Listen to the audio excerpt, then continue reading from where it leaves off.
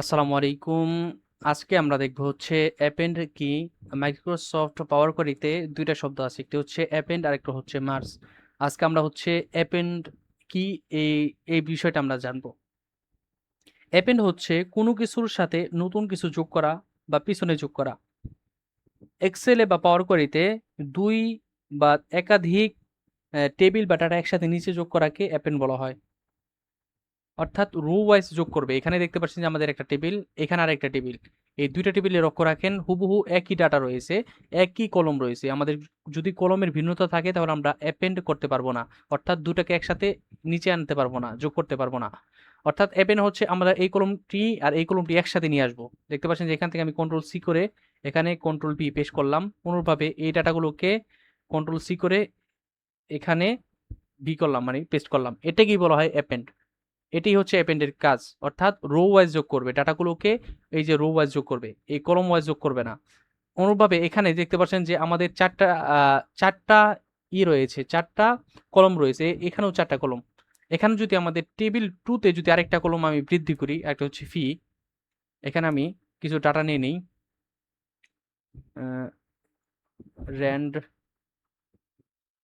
RAND between 10 থেকে 100। এখানে আমি কিছু ডাটা নিয়ে নিলাম। দেখতে পাচ্ছেন যে এখানে আমি কিছু ডাটা নিয়ে নিলাম। এখন আমি দেখতে পাচ্ছেন যে এখানে হচ্ছে আমাদের ৪ টা কলম, এখানে ৫ টা কলম। তাহলে এই ২ টাকে আমি অ্যাপেন্ড করতে পারবো? হ্যাঁ, ২ টাকে অ্যাপেন্ড করতে পারবো। কারণ হচ্ছে আমাদের এই ৪ টা কলম, এই ৪ টা কলম হুবহু মিক্স রয়েছে। এখানে একটা এক্সট্রা রয়েছে। এজন্য আমরা এই যে এখান থেকে যদি অ্যাপেন্ড করি, এখান থেকে কন্ট্রোল সি, এটাকে কন্ট্রোল সি দিব। এখানে এসে পেস্ট করব। অনুরূপভাবে এই পুরাটাকে যেহেতু আমরা হেডার নিয়েছি, কন্ট্রোল সি, এই যে এখানে আমরা পেস্ট করব। অর্থাৎ কি করেছে দেখতে পাচ্ছেন যে আমাদের এই যে প্রথম টেবিলটা এখানে দিয়েছে, তার পরবর্তী যে এখানে একটা ফি কলম দিবে অ্যাপেন্ড যদি করি। আর এগুলোকে আমাদের নাল ভ্যালু হিসাবে দিবে। অর্থাৎ কোনো কিছু থাকবে না, ফাঁকা থাকবে, নাল। আর এগুলা যেহেতু আমাদের এই টেবিলে এই ফি কলমে, আমাদের এই যে এই প্রথম টেবিলে এই যে যেহেতু ফি কলমটা নাই, এই জন্য আমাদের ফি কলমটা ফাঁকা দিবে। এই যে এখানে ফাঁকা দিয়েছে। অনুভাবে দ্বিতীয় টেবিলের যে ডাটাগুলো, এগুলোকে আমাদের ভ্যালুগুলো দিবে। এরকমভাবে আমরা অ্যাপেন্ড করতে পারবো। অর্থাৎ আমাদের কলমগুলো সেম থাকতে হবে। এখানে এই ৪ টা কলম আর এই ৪ টা কলম একবারে সেম রয়েছে। এখানে যদি আরো ২ টা কলমও থাকে, প্রবলেম নাই, আমরা অ্যাপেন্ড করতে পারবো। এটাই হচ্ছে অ্যাপেন্ডের ব্যবহার। এখন আমরা দেখব হচ্ছে কত পদ্ধতিতে আমরা পাওয়ার কোয়েরিতে অ্যাপেন্ড করতে পারবো। এখানে দেখতে পাচ্ছেন যে আমাদের কয়েকটি পদ্ধতি আছে। এখানে দেখতে পাচ্ছেন যে অ্যাপেন্ড মাল্টিপল টেবিলস। আমরা একাধিক টেবিল থেকে অ্যাপেন্ড করতে পারবো। ফ্রম মাল্টিপল শিট থেকে অ্যাপেন্ড করতে পারবো। আহ, তারপর ওয়ার্কবুক, তারপরে সেখানে আছে মাল্টিপল ওয়ার্কবুক। একাধিক ওয়ার্কবুক থেকে আমরা অ্যাপেন্ড করতে পারবো। পিডিএফ থেকে অ্যাপেন্ড করতে পারবো। পিডিএফ ফোল্ডার থেকে অ্যাপেন্ড করতে পারবো। একটা হচ্ছে পিডিএফ ফাইল আর একটা হচ্ছে পিডিএফ ফোল্ডার। ফাইল অর্থাৎ একটি ফাইল, আর ফোল্ডার হচ্ছে একটা ফোল্ডারের ভিতরে একাধিক ফাইল থাকে। ওরকম ভাবে আমরা অ্যাপেন্ড করবো কিভাবে। তারপরে যে সিএসভি ফাইল থেকে অ্যাপেন্ড করতে পারবো, অথবা সিএসভি ফোল্ডার থেকে অ্যাপেন্ড করতে পারবো। এই বিষয়গুলোকে আমরা কয়েকটি ক্লাসে দেখবো। ৩টি বা ৪টি ক্লাসে আমরা বিষয়গুলো কভার করব। সো চলুন শুরু করা যাক। প্রথমে আমরা দেখব হচ্ছে ফ্রম মাল্টিপল টেবিলস। একাধিক টেবিল থেকে আমরা কিভাবে অ্যাপেন্ড করতে পারবো সেটা আমরা দেখব। এখানে দেখতে পাচ্ছেন যে আমাদের কিছু এম ল্যাঙ্গুয়েজ রয়েছে, যে কোড। এগুলো আপনারা মনে রাখবেন। এগুলো আগে প্র্যাকটিক্যালি দেখি, পরবর্তীতে আপনার বুঝে আসবে। এখন আপনার তেমন ভালোভাবে বুঝে আসবে না। চলুন আমরা এখন অ্যাপেন্ড করা শুরু করি, অর্থাৎ যোগ করা শুরু করি। দেখতে পাচ্ছেন যে আমি এক্সেল ফাইলটা ওপেন করে নিয়েছি। এখানে আমাদের ৩টি শিট রয়েছে। ৩টি শিটে দেখতে পাচ্ছেন যে ৩টি শিটে ডাটা রয়েছে। এখানে শিট 1 এ এখানে কিছু ডাটা রয়েছে। এগুলোকে আমাদের এই ৩টি শীটের ডাটাগুলো কি দেখতে পাচ্ছেন, ৩টি শীটের ডাটা হুবহু একই। অর্ডার ডেট, শিপ মোড, তারপরে হচ্ছে customer name, city, postal code, price unit and quantity. অনুরূপভাবে এই কলমগুলো আমাদের সেমই রয়েছে। একবার হুবহু সে একই কলম রয়েছে। আমাদের অ্যাপেন্ড মানে কি, হুবহু একই কলমগুলোকে আমাদের একসাথে নিচে নিয়ে আসা। এখানে দেখতে পাচ্ছেন যে আমাদের উম, প্রথম শিটে আমাদের ১৩২টা ডাটা। তারপর হচ্ছে দ্বিতীয় শিটে হচ্ছে ১০৪টা। তৃতীয় শিটে হচ্ছে আমাদের ১১৭টা। এই ৩টা শীটের ডাটাকে আমি একটা শিটে নিয়ে আসতে চাই। আরেকটা শিট থাকবে, সেটা হচ্ছে কম্বাইন নামে একটা শিট। সেই কম্বাইন নামের শিট আমি তিনটি শিটের ডাটাগুলো একসাথে নিয়ে আসতে চাই। এই জন্য আমরা যেহেতু আমরা টেবিল থেকে ডাটাগুলো নিব, এই জন্য আমাদের সর্বপ্রথম ডাটাগুলোকে টেবিলে কনভার্ট করতে হবে। এই ৩টি শিটের ডাটাগুলো টেবিলে কনভার্ট করতে হবে। কন্ট্রোল এ দ্বারা সমস্ত ডাটাকে সিলেক্ট করে দেবো, কন্ট্রোল টি। তারপর হচ্ছে ওকে, আমাদের টেবিলে কনভার্ট হয়ে গেল। অনুরূপভাবে দ্বিতীয় শিটের ডাটাগুলোকেও আমরা টেবিলে কনভার্ট করে নেব, কন্ট্রোল এ, কন্ট্রোল টি। টেবিলে কনভার্ট হয়ে গেছে। তৃতীয় শিটের ডাটাগুলোও আমরা টেবিলে কনভার্ট করে নেব। দেখতে পাচ্ছেন যে আমাদের 3টে টেবিলের ডাটাগুলোই কনভার্ট হয়ে গেছে। এখন আমরা কি করব, উপর থেকে এই যে ডাটা ট্যাবে চলে যাব। ডাটা ট্যাবে আসার পর এখানে এই যে ফ্রম গেট ডাটা এখানে আসার পর এই যে লাঞ্চ পাওয়ার করি, উপরে দেখতে পাচ্ছেন যে লাঞ্চ পাওয়ার করি, এখানে আমরা ক্লিক করব লাঞ্চ পাওয়ার করি।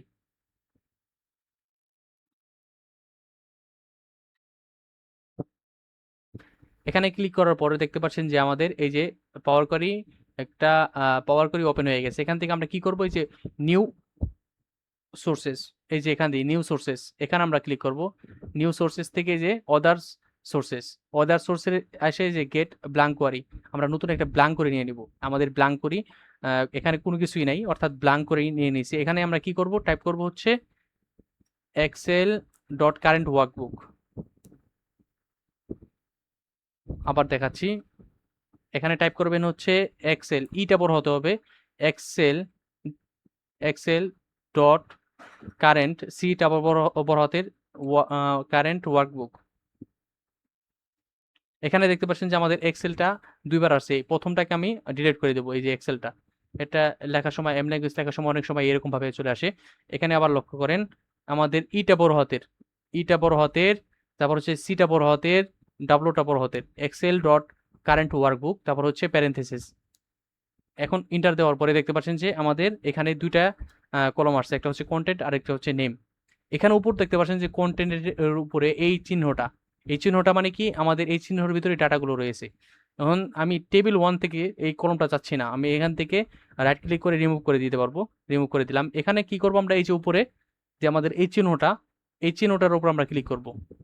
চিহ্নটা ক্লিক করার পরে যে এখানে দেখতে পাচ্ছেন যে আমাদের শিটের এই যে কলম নেমগুলো এখানে চলে আসতেছে, কলম নেমগুলা। এখান থেকে আমরা এই যে ইউজ অরিজিনাল কলম নেম এজ এ প্রিফিক্স, এখানে দেখতে পাচ্ছেন যে কন্টেন্ট, এই যে কন্টেন্ট নেমটা আমি যদি এখানে ক্লিক করি তাহলে কন্টেন্ট ডট এই যে অর্ডার ডেট এরকম ভাবে আসবে। এখন যদি আমি দেখাই, দেখতে পাচ্ছেন যেখানে ইউজ অরিজিন কলম নেম এজ এ প্রিফিক্স, এই যে আমাদের অরিজিন কলম নেম, সেটা হচ্ছে এই কলমের নেমের পূর্বে এই কন্টেন্ট লেখাটা আসবে প্রত্যেকটা কলমের। এখন যদি আমি ওকে দিই, দেখতে পাচ্ছেন যে এই যে কন্টেন্ট, কন্টেন্ট লেখার পরে যে ডট, তারপরে অর্ডার ডেট, তারপর হচ্ছে কন্টেন্ট ডট শিপ মোড। আমি যেহেতু কন্টেন্টটা চাচ্ছি না, এই জন্য আমরা আবার এই যে স্টেপ থেকে ডিলিট করে দিব। এখন আমরা কি করবো, এই যে এটাকে আবার এই যে use origin column as a name as prefix, এখান থেকে আনসিলেক্ট করে দিব। ওকে, এখন দেখতে পাচ্ছেন যে আমাদের ডাটাগুলো এখানে চলে আসছে 3টি শেডের ডাটা এখানে চলে আসছে। কিন্তু একটা প্রবলেম হচ্ছে যে এখানে আমাদের যে ডেট অ্যান্ড টাইমে দিয়েছে, এখানে আমাদের কলম ডাটা টাইপটা পরিবর্তন করতে হবে, ডেটে পরিবর্তন করে দিয়েছি। আর মোটামুটি সব সেমই রয়েছে। এখন আমরা ক্লোজ অ্যান্ড লোড করে দিব, আমরা এক্সেলে লোড করে দিব। এখন আমরা এই যে শিটের নামটাও পরিবর্তন করতে পারবো, যে কম্বাইন কম্বাইন শিট। আমাদের এই 3টি শিটের ডাটা এখানে এই যে কম্বাইন শিটে চলে আসছে। দেখতে পাচ্ছেন যে এখানে 3টি শিটের ডাটা, এই যে 23, 24, 25, এই 3 বছরের ডাটা এখানে চলে আসছে। এখন আরেকটি বিষয় লক্ষ্য করেন, এখানে দেখতে পাচ্ছেন যে আমাদের কতগুলো ডাটা রয়েছে, 351টি ডাটা। এখন যদি আমি রিফ্রেশ দিই এটাকে,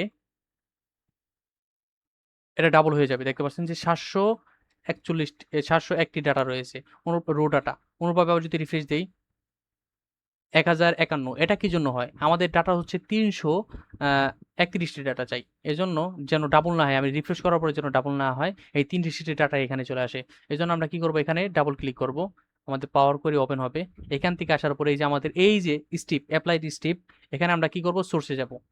সোর্সে আসার পর এখানে দেখতে পাচ্ছেন যে আমাদের এখানে 3টি টেবিলের ডাটাটাই দেখাচ্ছে, 3টি টেবিলের ডাটাটাই।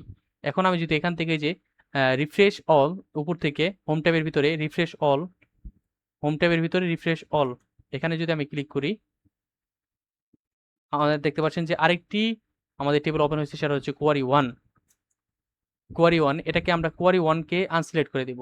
কারণ হচ্ছে আমাদের ওয়ার্কশিট হচ্ছে চারটা হয়ে গেছে, যখন কম্বাইন করার পরে, যখন পাওয়ার এক্সেলে লোড করার পরে 4টা শিট হয়ে গেছে।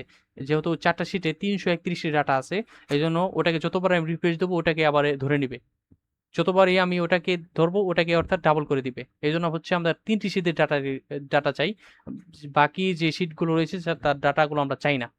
এখন এখান থেকে আসার পর এই যে আমরা এখান থেকে ক্লোজ এন্ড লোড করে দিব।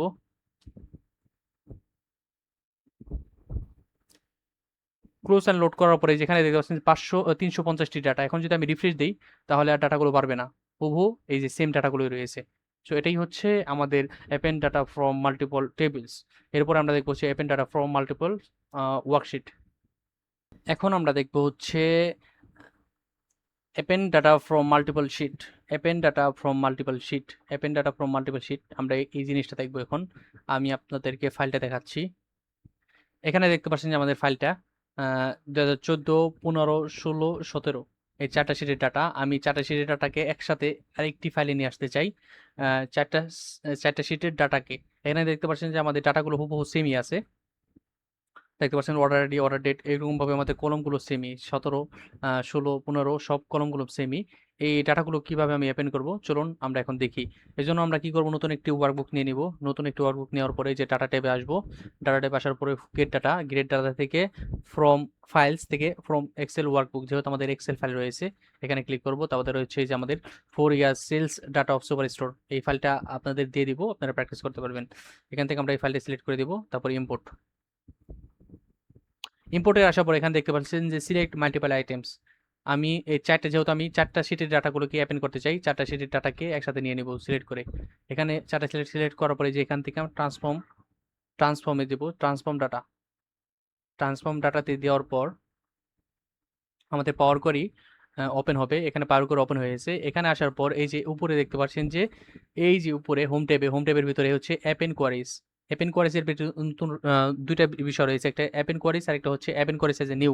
আমি যদি অ্যাপেন্ড কোয়ারি দেই তাহলে হচ্ছে আমাদের এই 2014 সাল এই শিটের ভিতরেই আমাদের এই 3টা শিট, অর্থাৎ এই 14 সাল 14 এই শিটের ভিতরেই সম্পূর্ণ ডাটাকে অ্যাপেন্ড করে দিবে।